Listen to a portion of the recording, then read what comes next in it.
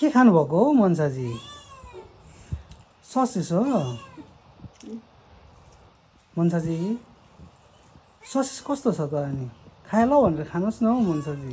तपाईँ त कति राम्री मान्छे हो।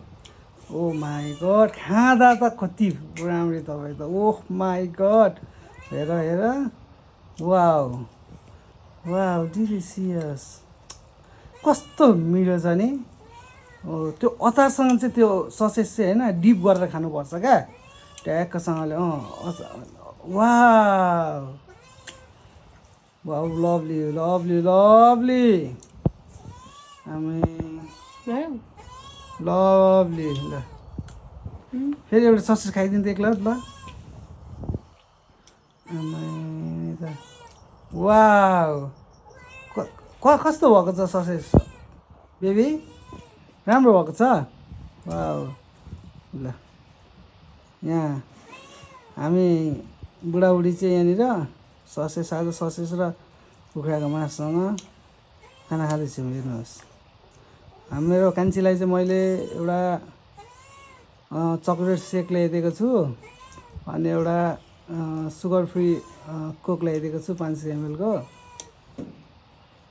उहाँले खानुहुँदैछ ससेज, उहाँलाई साह्रै मनपर्छ, त्यही भएर मैले ससेज ल्याइदिएको। मलाई चाहिँ जहिले मासु खानुपर्छ, त्यही भएर मासु पनि ल्याएर आएको।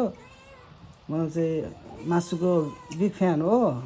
मलाई चाहिँ रससँगको मासु भए पनि हुन्छ, रस बेगरको मासु भए पनि हुन्छ, तर मासु चाहिँ चाहियो। हेर्नुहोस्, मेरो चाहिँ खाना यहाँ छ।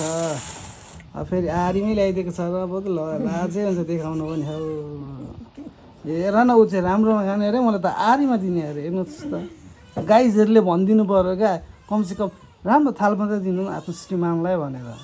हेर अब थालमा राम्रो बुटे थालमा, बुढालाई चाहिँ अन्त कि आरीमा अरे। हौ हेर्नुहोस् त कस्तो क्या, आम्मामामामामा, हल्का पनि माया नगर्ने नि गाइजहरू।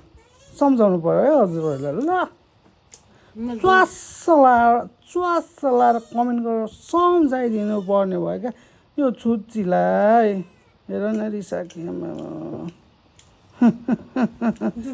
मालपुवा मालपुवा, ए समोसा समोसा, ए मोमो। ल बाई बाई गाइजहरू। ल लभ यु गाइजहरू, सबैलाई धेरै धेरै माया। तरुणी केटीहरूलाई झन् धेरै माया, पुरै गालमै। ल बुढीको अगाडि। ल बाई बाई।